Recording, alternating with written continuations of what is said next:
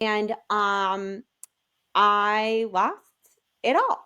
Like Oh no.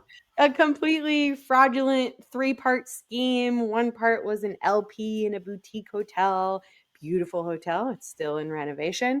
But the structure, I'll keep going before I get in too much in the weeds on each thing, right?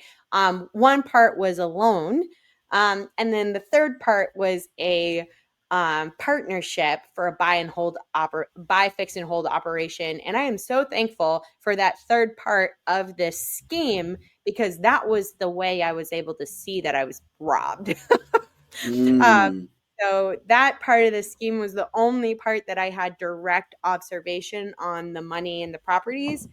And at some point, this 2-week renovation had been about 4 months in. And every time I asked for an update, it was going to be done in 2 weeks. And so I just ended up getting somebody out to the property myself. And it was in worse condition than it was purchased in because it was vacant the whole time and they were just taking Yikes. money out of the bank account pretending to do construction.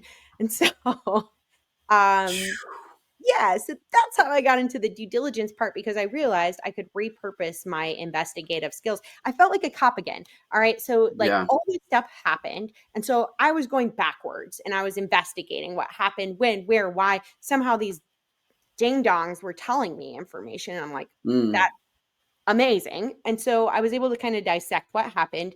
Meanwhile, I'm also helping other people with all their paperwork and their transactions, and I'm watching their horrible transactions fall apart.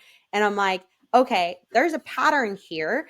And instead of helping people on the back end, right, which we've talked before, and it's like I can do the cop thing, right? But sure. the cop thing is not fulfilling to me because going back and saying, okay, what happened? Where did it go wrong? How do we investigate this and find out what happened, right? That doesn't get you your money back often. Yeah. And even if we can take it to court, and even if you can win, just because you win a judgment doesn't mean you get your money back.